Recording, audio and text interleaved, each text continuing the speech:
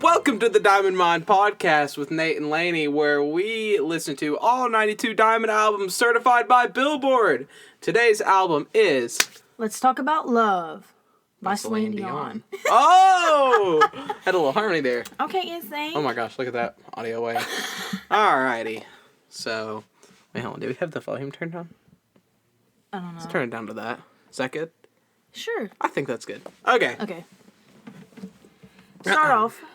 This album was released in 1997. Sorry. It was an hour and 14 seconds long with 16 songs, and it went 10 times platinum, so it really hit the bare minimum here. Uh-huh. Mm-hmm. So, I looked at I don't know what you'd call it, like, the rankings, how Billboard does their rankings for, like, diamond or platinum or whatever. Yeah.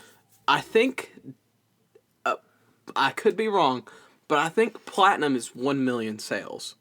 And you have to have 10 million sales to go diamond. I could be wrong. I literally looked at it for 5 minutes.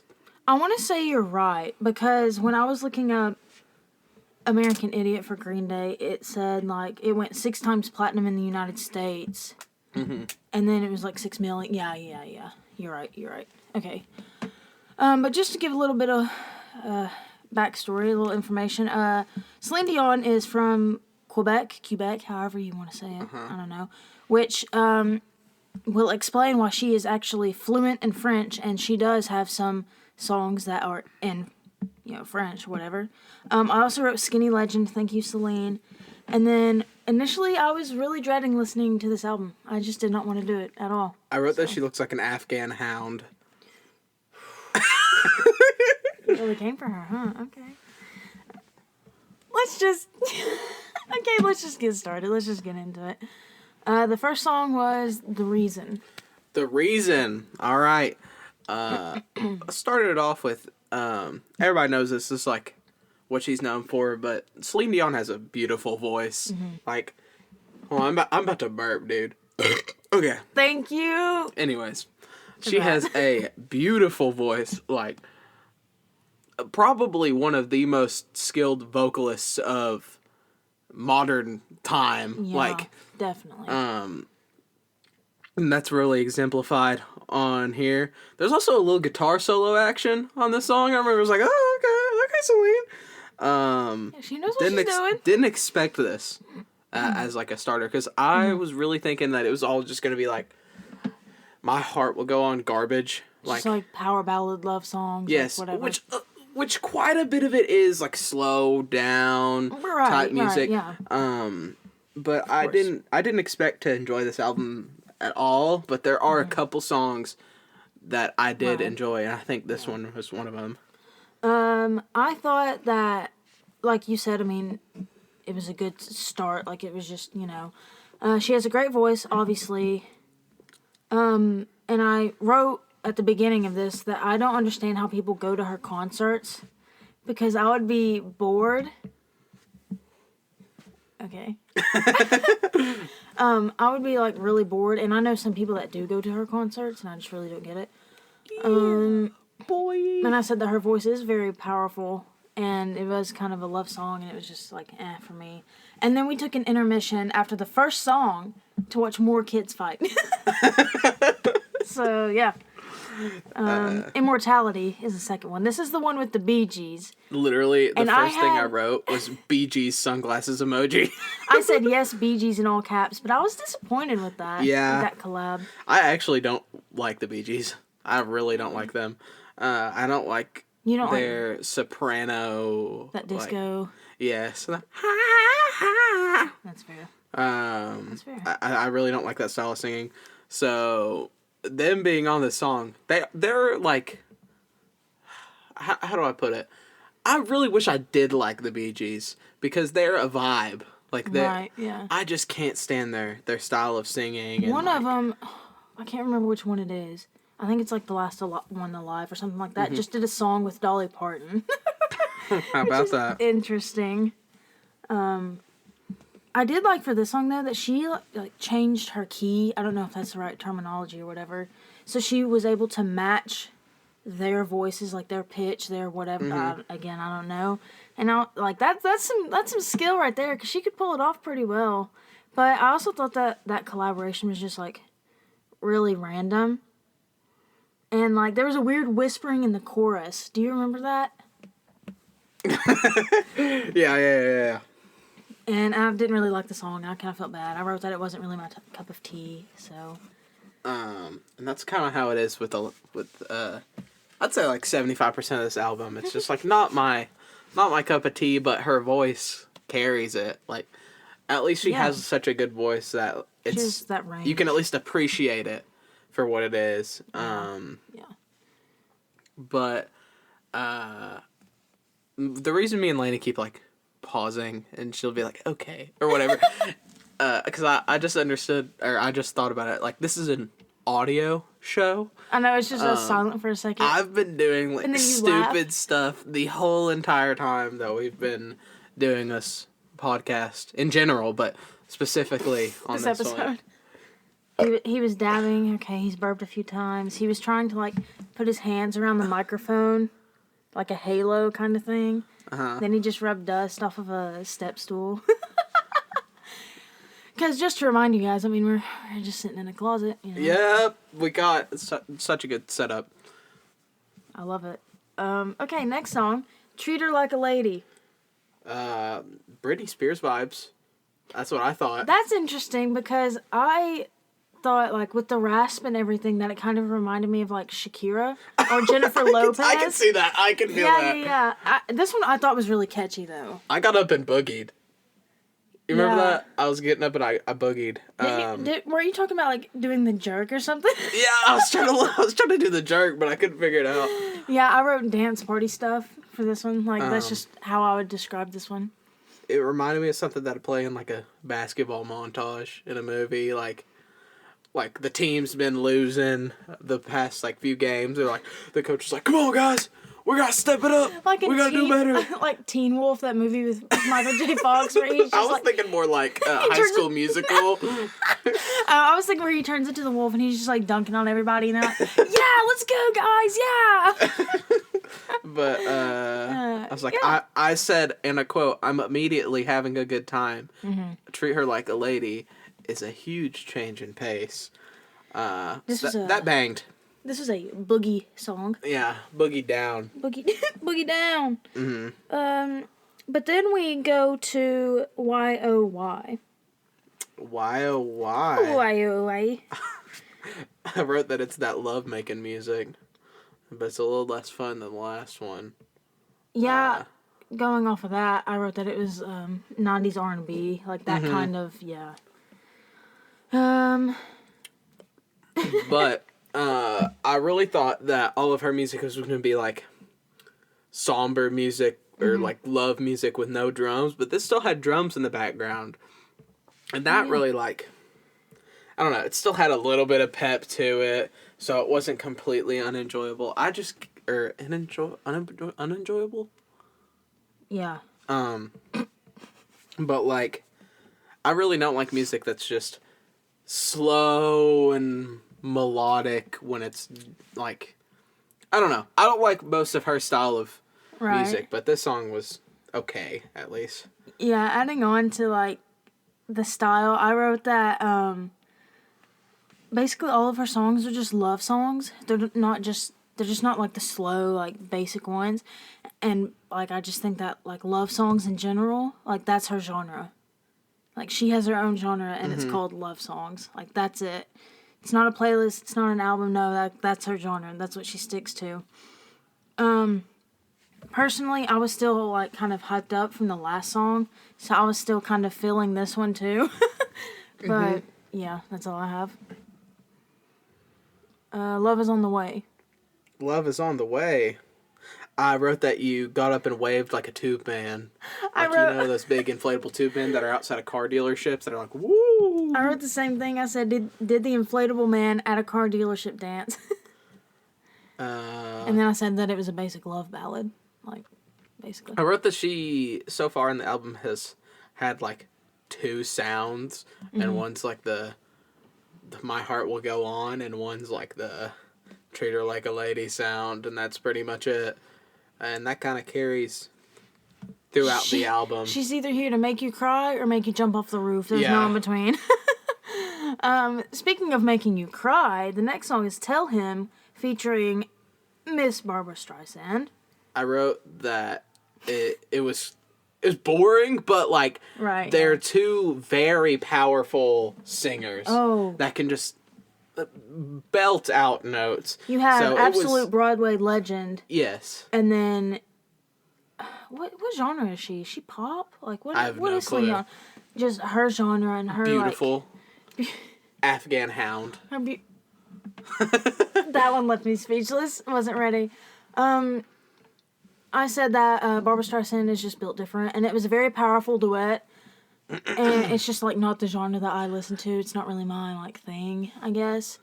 But it's very typical. Like, if you were to imagine what a Celine Dion and Barbara Streisand song would sound like, it sound like that. It's perfect. It makes so much sense that's why it was like that. It's so unfathomable that two people can be that talented with their vocal cords. Mm-hmm. Like, it was really like, you're sitting there and you're listening to that and you're like, man, those are real people that's coming from their mouths. It's just crazy to me that somebody can be that gifted at singing, and two people at that rate. Right. You know? And then they were both on the same song. And like, if I wasn't just kind of ready to get this song over with, I would have been like really moved. Touched. Yeah, moved. But this song... I got you on the next song, Doozy Dubs. Alright. I have one more note for this one. Yeah. I said that this song, Tell Him, reminds me of a song called, what's the name? Oh, named Smile. And Nat King Cole, I think, was the original person that sang it. But it was written by Charlie Chaplin. Mm-hmm. And it's the song where it says, like, smile though your heart is aching. You know what I'm talking about? Yeah. That one. And that's what it reminded me of. Anyway, next song is, I got you. Amar haciendo el amor. Okay. If you, like, couldn't understand that, I'm going to say it in my very basic... American accent. Exactly. Amar haciendo el amor. Which... You said translates to love making love? Yes, love making love. Yeah. I just choked on my own spit.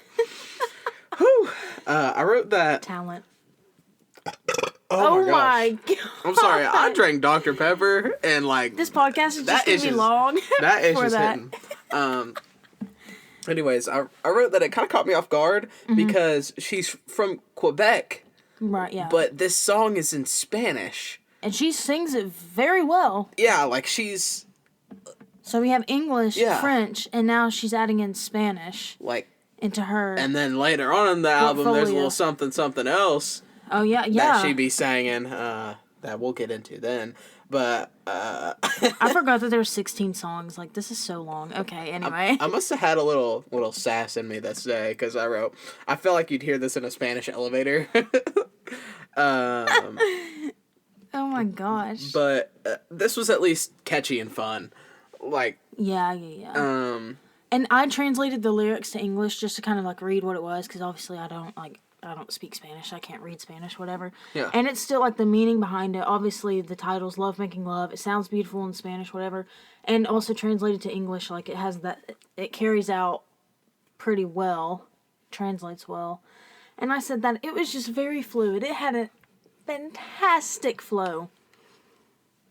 Are you doing the mocker? Okay. But I wrote that, like, just to cement it into the brains of the viewers. Mm-hmm. This is one of the best voices of all time. Really, like, even if this isn't your style of music, which it's not my style of music at all, you've got to at least appreciate how great she is. Which, I mean, going on to that, like, we don't listen to this kind of music. I feel like that's pretty obvious at this point. But her voice is so powerful and so raw, and like she's so talented. I feel like she's just that she should have been a little bit higher on the list than what number was this? Like 87? Somewhere 88. there. Like she's in the low 80s. Mm-hmm. And I feel like she should have been higher just because she's more talented than most people on this list in general. Yeah. Definitely above Creed, definitely above Nickelback. So but I don't know. I don't think this is a stereotype at all, but like Hispanic music that has that energy to it, that like That flow, just good time, that flow. Yeah. I generally like to listen to it. I don't even know what it's saying, but I really have a like- good time listening to it. Yeah. And she, for this song and one other song, she brought in, oh my gosh, what is the name of this instrument? I wrote it down. Vuvuzela. And I had to look at, what? Didgeridoo. The kalimba. No. It's the ones that you clack between your fingers. I wrote it down and I can't find Oh, it. the recorder. That is not it. That is just not. The tuba. Duh. The tuba. Come on now. That's it. How She's did you just know? clacking tubas She's just between sitting her there like- fingers. The tiniest violin, like Mr. Krabs would play. Okay, well, while Lainey's trying to find this, there's one song by Elvis Crespo. I think that's how you say it. That's a Hispanic song or Spanish, or I don't know how I put that. That's a Latin American song, and it's called Suavemente, and that song absolutely bangs. I have no clue what he's saying, but I don't feel like I have to know what he's saying because his energy that he put into the song just absolutely just transfers into my soul. And that's what I was kind of trying to get at with the whole Spanish music with a little bit of flow, with a little bit of spunk to it, you know. That stuff just hits different. And I think if your audience doesn't even know what you're saying and they still just vibe with it heavy, that's the sign of a good artist, because they like... That's how you know you speak the language of music, not just... Yeah, right. Okay, I found what the instrument's called. I don't know if I'm pronouncing this Clackers. right. They are called that, but it's like castanets or whatever, and they're also called clackers or palillos, and it's a percussion instrument used in Spanish, Italian, Ottoman, Portuguese, Swiss, and a lot of other music. So How about that? there it is, folks. Finally found it. What song were we just... Okay, yeah. Next song. When I Need You. At the beginning of this song, there was like some sexual sweet nothings going on. I know she's not whispering right now. I was like, there's no way she's doing this right now, dude. But that's oh my goodness, a remake of a great song. But just because I've listened to the original so much, because my mom really liked it, my dad really liked it. Right. I don't think I can appreciate this as much as somebody that hasn't listened to the original a lot. Just because it's not the original, so like... The original's Leo Sayer? Somebody like that. Leo Sayer? I wrote it down, I just don't know how he pronounces his name specifically. Because you did tell me that when we were listening. But it is a great song. It is. I said that, like, when she first, like, just hits that note, she belts it out. That was my reaction when I was listening to this, so... You know what? You just go listen to that first little whisper and then hit the note, and then you'll understand what I'm talking about, because I don't remember off the top of my head. Okay, my notes just don't make sense. Was I under the influence of something when I wrote Of crack? this? I wrote, like her It's song. canon. Oh, never mind. I understand. I understand It's what canon, Lainey smokes crack. This was false. I said that this one reminded me of her song, The Reason. So, and it's a cover of that song by that guy that you were talking about. And some of the writers for this song were Albert Hammond and Albert Hammond Jr. And there were, like, many other people involved in writing this song. And I don't know a whole lot about Albert Hammond other than, like, he's the father of Albert Hammond Jr. and he, like, writes songs and does all of that, He's right? the father. But Albert Hammond Jr. is in the Strokes, and he had his own, like, kind of solo career, too. The Strokes. The Strokes. The Strokes. And then I also added, like, kind of after the song that now I kind of do understand that she's talented and why people like listening to her. But I still couldn't sit through a concert of hers for, like, 2 hours or however long her concerts are. But the next song is Miles to Go Before I Sleep. Hold on, I'm opening my phone. He was Miles showing to me Go. family portraits. It just sounds like a lot of stuff on the album. I'm still engaged at this point. I've become unengaged A little bit on later. on the next song. I'm not gonna lie. Oh gosh. I still write stuff for the next like 4 songs though. Okay.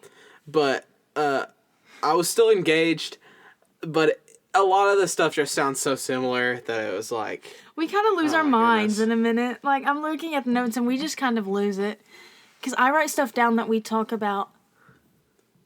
For this one, it's called Miles to Go, and then in parentheses, Before I Sleep, which is a line from a Robert Frost poem, right? I said that it was just another typical love ballad. This is the one where she uses the castanets. Or the clappers, and I could not find this when I was trying to look at. So the next song is Us. That's the name, Us. these are cool shoes. What size are they? Uh, Side note, sorry. We're having a personal conversation. Don't listen right now. women's 7. I don't think I can fit those. What size are you? I could do 7.5 or 8. They're probably all 7s. They're probably your mom's or Bailey's or something. Oh, this one's a women's 6. Oh. I mean, you can try them on after the podcast. Okay. Anyway, for this song I wrote. Let me get into my narrator voice. Wait, it's just called Us? Mm-hmm. This is where you lose me. Here's what I say. Let me get my narrator voice out. Yeah. Boredom takes over my mind as I stare off into space, and every thought escapes, except for this one. She can sing. That's all I wrote. All I wrote was Us, period. I'm so bored, period. God. Me just reading that, what I wrote, reminds me of the...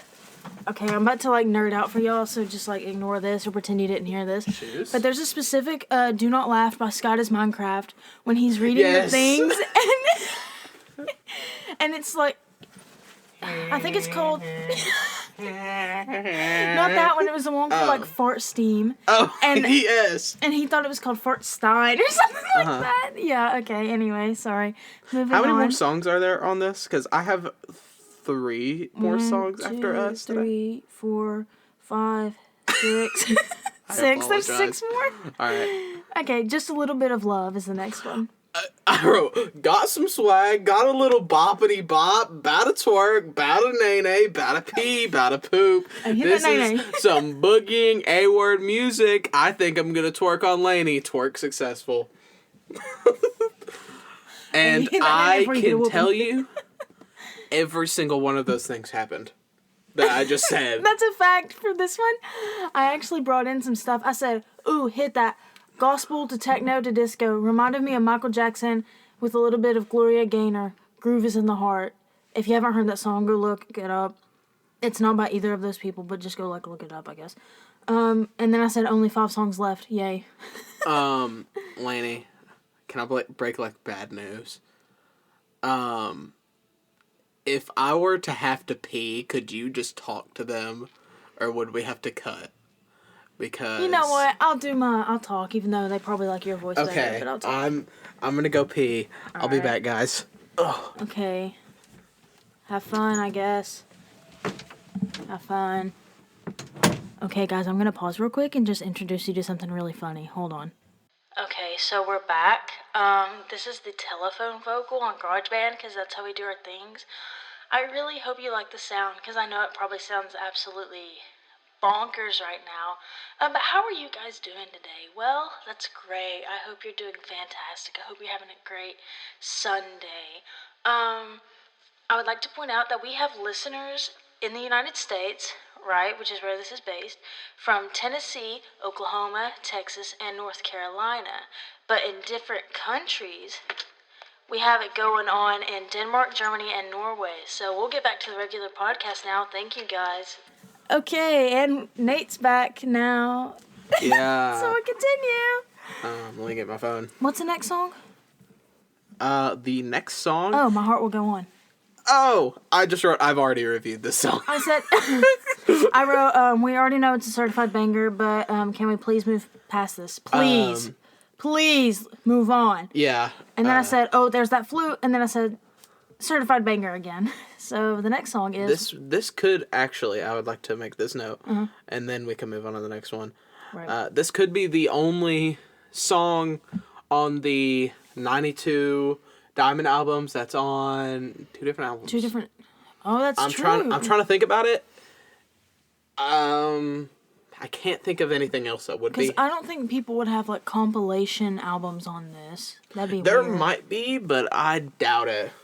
Unless, like, Phil Collins appears in, like, 20 different things, because he's in 20... Is he even on the list? Anyway, of course I stood up and, like, danced to this and sang to this. What else am I going to do? My Heart Will Go On, other than, like, just sit there and stare off into space. Beautiful. Sorry.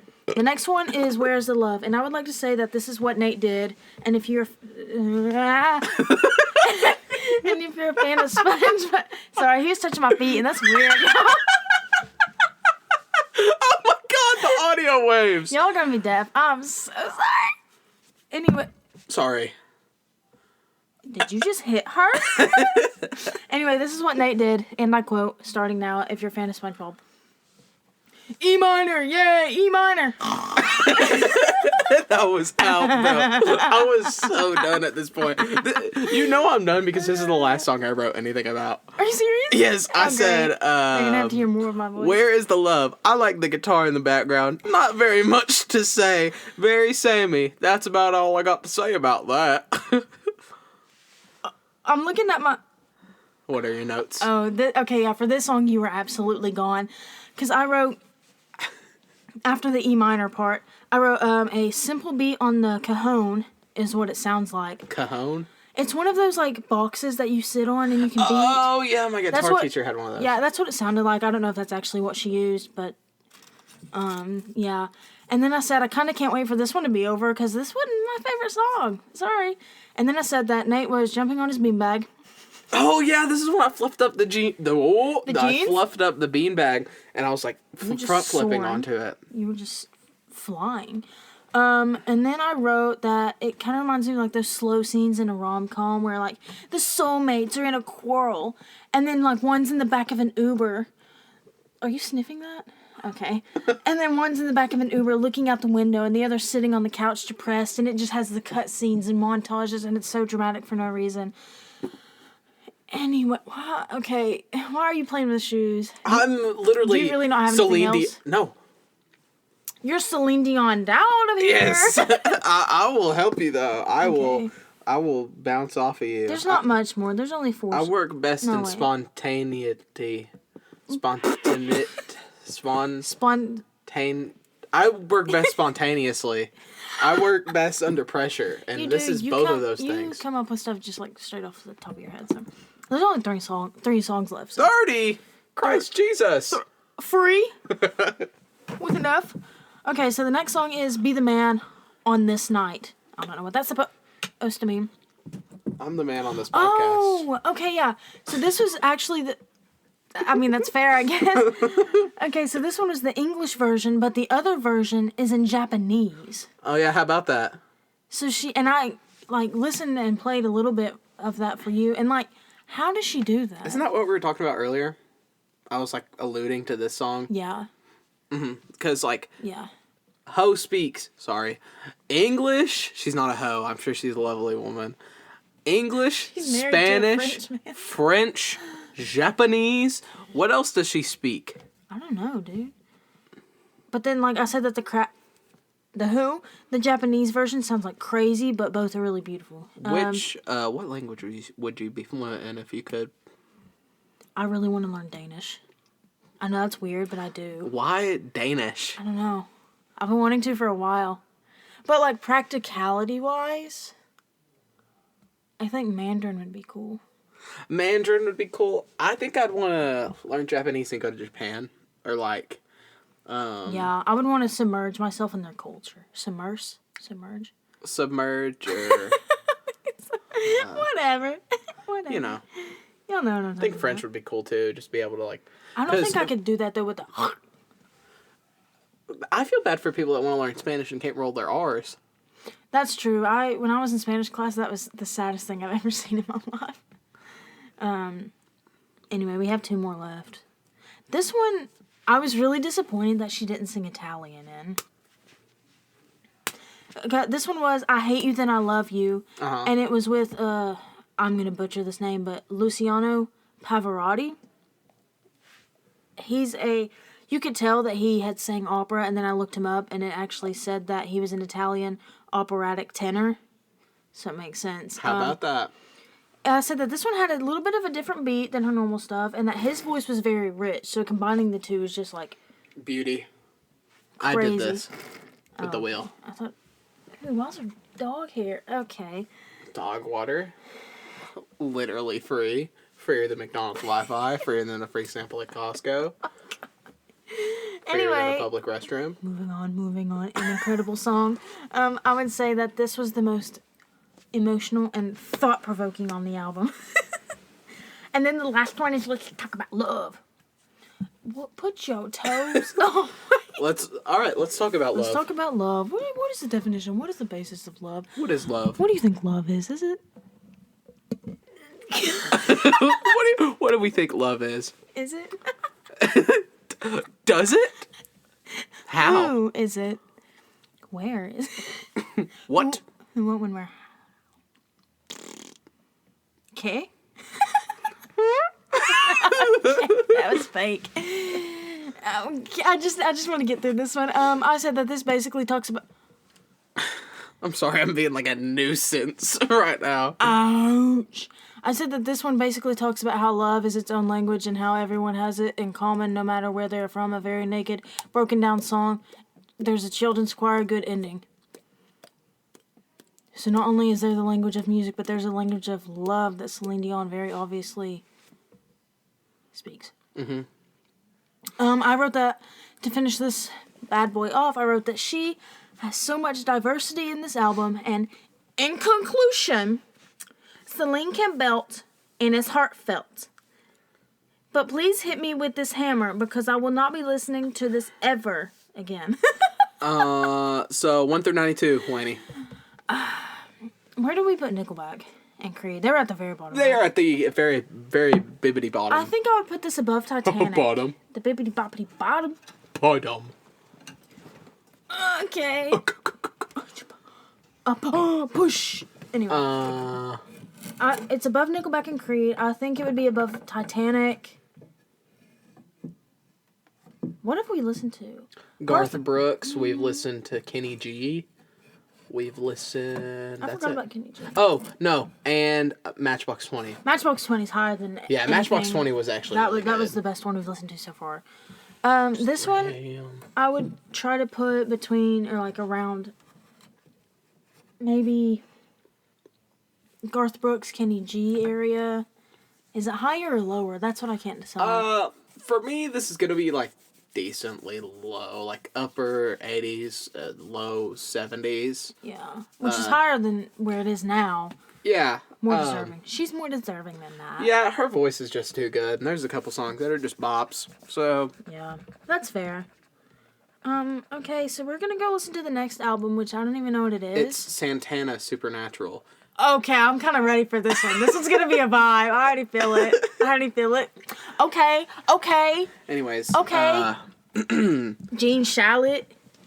This has been the Diamond Mine Podcast with Nate and Laney. We'll be back with you next podcast with some Santana. And hopefully, there's less chaos. Indeed.